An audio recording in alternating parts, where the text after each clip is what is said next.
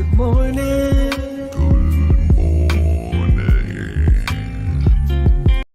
Good morning, my friends. Today is indeed a good day. I can love you and be your friend, even if we think differently, believe differently, act differently, look different, or come from different places in life. You are welcome here. With that in mind, let's get our day started together. Let's slow down together each morning to contemplate valuable precepts and how we might apply these in our thoughts, words, and actions today, and how they might grow into practices, habits, and even ways of life, so that our life's example is rooted firmly in core values that are a benefit to ourselves and to all around us. Good Friday morning. I know it's not Good Friday, but it is a Good Friday. Before we get started, I wanted to read a story that I plugged into ChatGPT.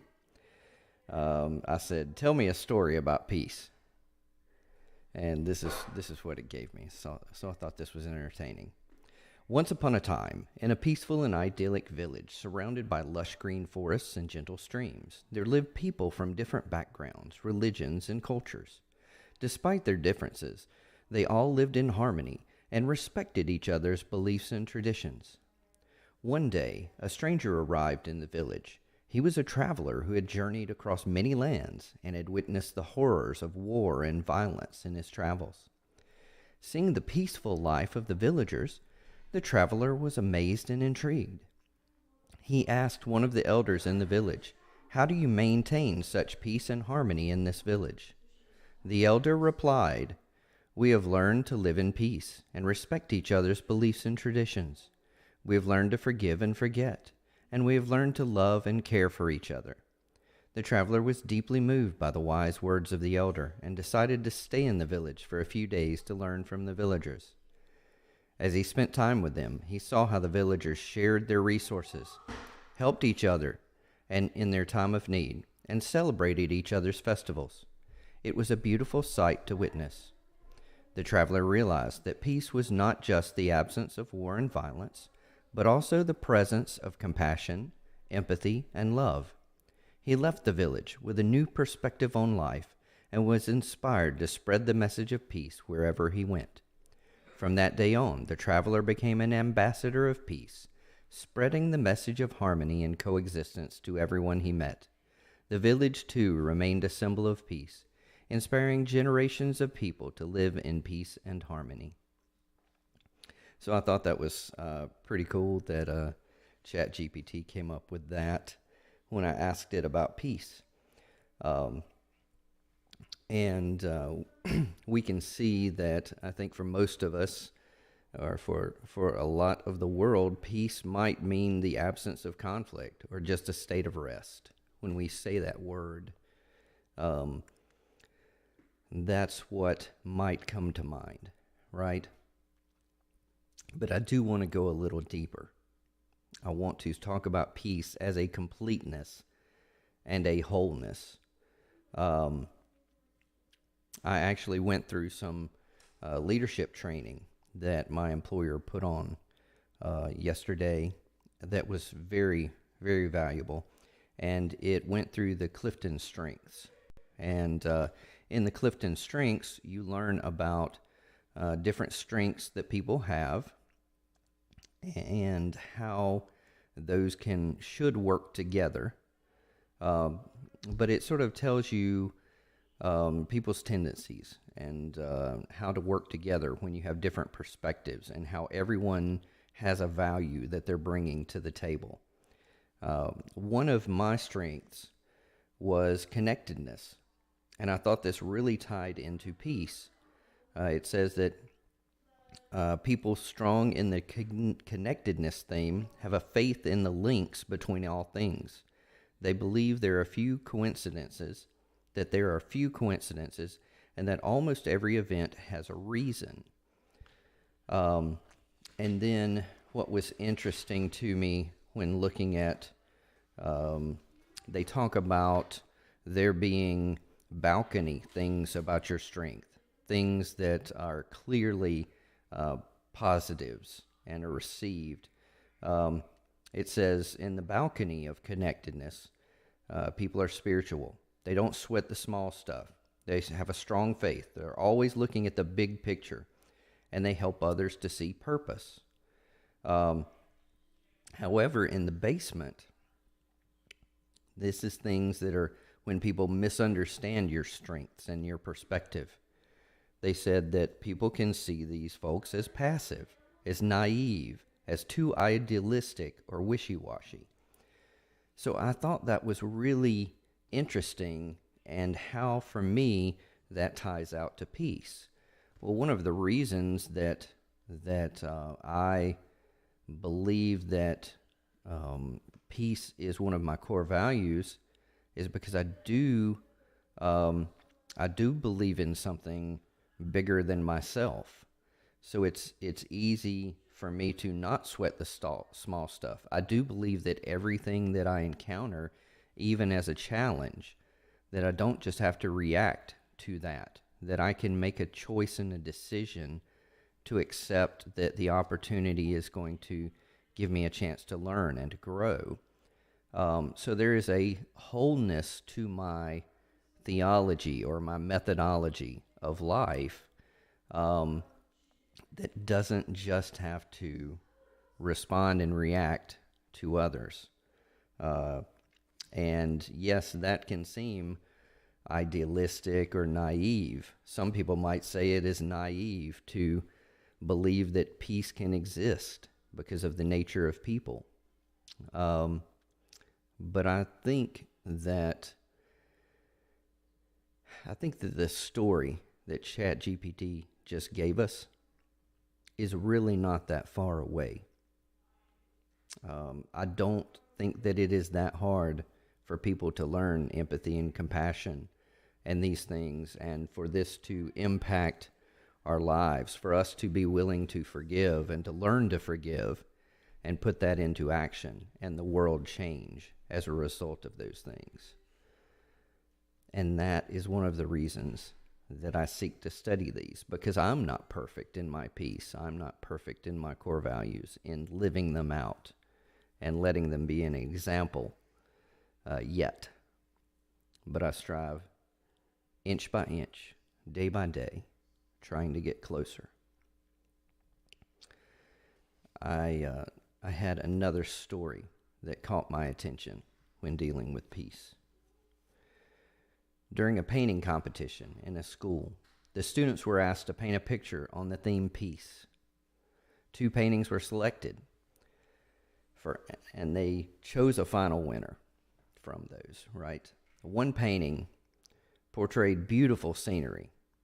There were lofty mountains, luxurious green vegetation, a calm lake with still water, reflecting with clarity the green mountains and the beautiful blue sky with fluffy white clouds. Around the lake, there were green trees bearing beautiful fine fruits and fantastic flowers.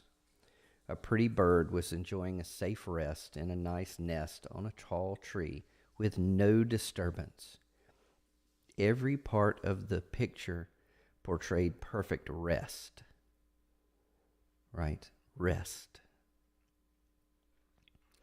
Now, the second picture displayed barren mountains and a wild and disturbed sky with dense black clouds and bright lightning indicating a heavy thunderstorm. An angry waterfall was raging with a torrential stream of foamy water on a rocky hillside. The trees had bent their branches. I even imagine tanks coming over the hills and firing bombs at each other, and maybe even a nuclear explosion in the background. See, I'm adding to the story. But this is how I can imagine this. I can see men with their guns drawn and firing on each other. I can see people with pointed fingers pointing at each other and spewing vitriol at each other. I can see 2 sides shouting at each other as if they were the enemy. And then, in a cleft, in a broken section of a huge rock, a tiny tree, and it has a small, fragile nest in it. And within that nest, there's a small bird. And he has his beak open, and he's singing a beautiful song. Even though surrounded by all of these ferocious things of nature and things of man, a light, a single ray of light breaks through the clouds and is shining down on this nest, in this cleft in the rock. And this bird is singing and celebrating the day. I can tell you that while the first portrait reminds me of rest, the second truly reminds me of peace. Peace shows me that that bird is not ignorant of the sounds of war around him or the danger that is out there. He's not naive to those things, but he's celebrating the day. He's celebrating that a new day has dawned. I heard another story yesterday. A man asked, if I gave you $1 million, would there be much that could make you unhappy today?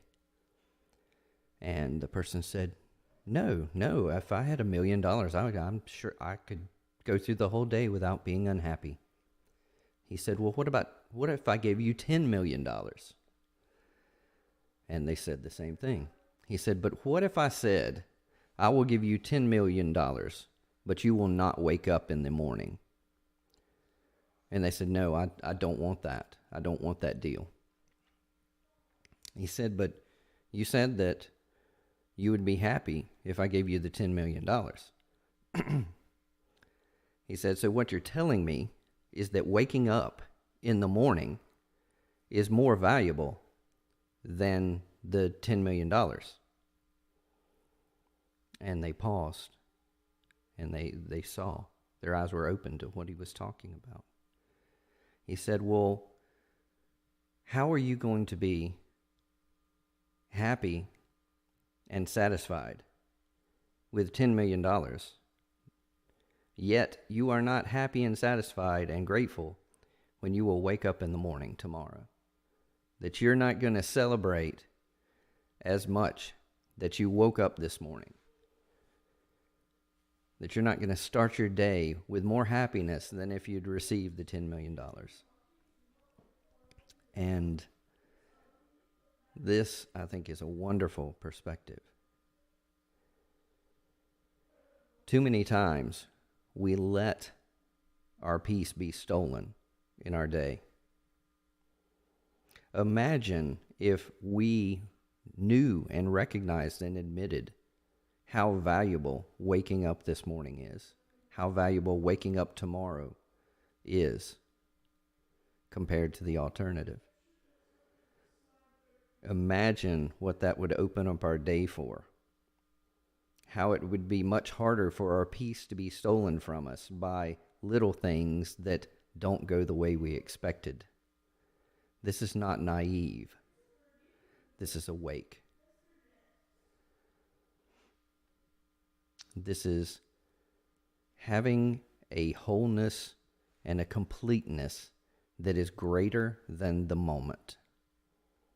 Not being led around by our emotional reactions or our feelings. This is peace. The whole world can be on fire around us, yet we can find peace. Is it a challenge to walk that out perfectly when the frustration comes? Yes. That is why I study these things each morning, to remind me, to hopefully set my mind and my perspective in a different direction each morning, and to keep me on path. Well, I love you. I hope you have a wonderful day, and hope to see you again soon. Thanks.